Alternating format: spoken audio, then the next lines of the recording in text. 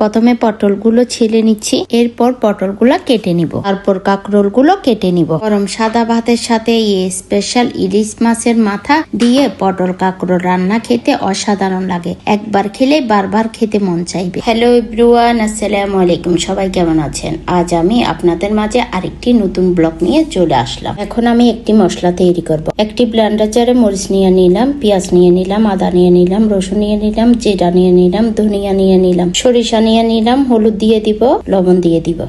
এবার একটু পানি দিয়ে সব উপকরণ ব্লেন্ডার করে নিব। এখানে বাটা মশলাগুলো নিয়ে নিলাম, কালো জিরা নিয়ে নিলাম, আর এখানে টমেটো নিয়ে নিলাম কেটে, তারপর নিয়ে নিলাম লবণ, একটা পেঁয়াজ কেটে নিলাম, তারপর ইলিশ মাছের মাথা। বলে আমি চুলাটা জ্বালিয়ে দিচ্ছি। বিসমিল্লাহ। কড়াইটা বসিয়ে দিলাম, গরম হয়ে আসলে সরিষার তেল দিয়ে দিব।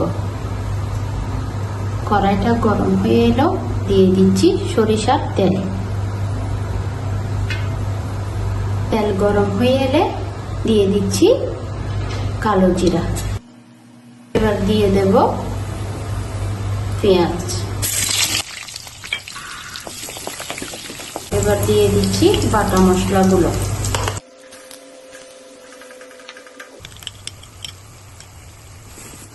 এবার টমেটোগুলো দিয়ে দেব, দিয়ে দিব লবণ। এবার দিয়ে দিচ্ছি একটু পানি। এখন দিয়ে দিচ্ছি ইলিশ মাছের মাথা। এই ইলিশ মাছের মাথাগুলো এভাবে একটু করে মশলার সাথে কষিয়ে নিব। একটি ঢাকনা দিয়ে ঢেকে দিব। দেখে এবার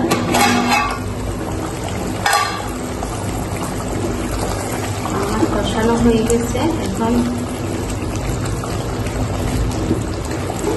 উপর থেকে কাঁকরোল আর পটলগুলো দিয়ে দেব।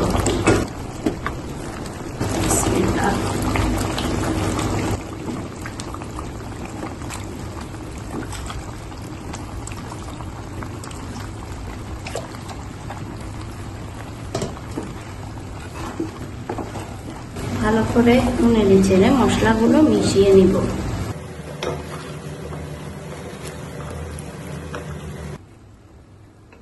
এবার দিয়ে দিব গরম পানি দিয়ে ঝোল।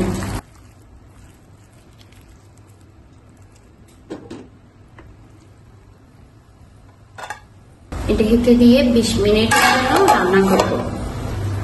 দেখে কেমন হলো।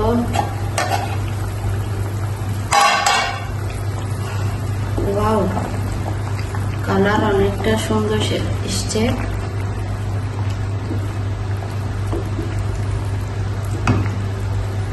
এবার আমি উপর থেকে দিয়ে দিচ্ছি কয়েকটা কাঁচামরিচ, দিয়ে দিচ্ছি উপর থেকে ধনিয়া পাতা। আমার রান্না করা শেষ। সবাই এভাবে একবার রান্না করে দেখবেন। ভিডিওটা ভালো লাগলে শেয়ার করে রেখে দিবেন, দেখে দেখে রান্না করতে পারবেন। তারপর সবাই ভালো থাকবেন, সুস্থ থাকবেন। আল্লাহ হাফেজ।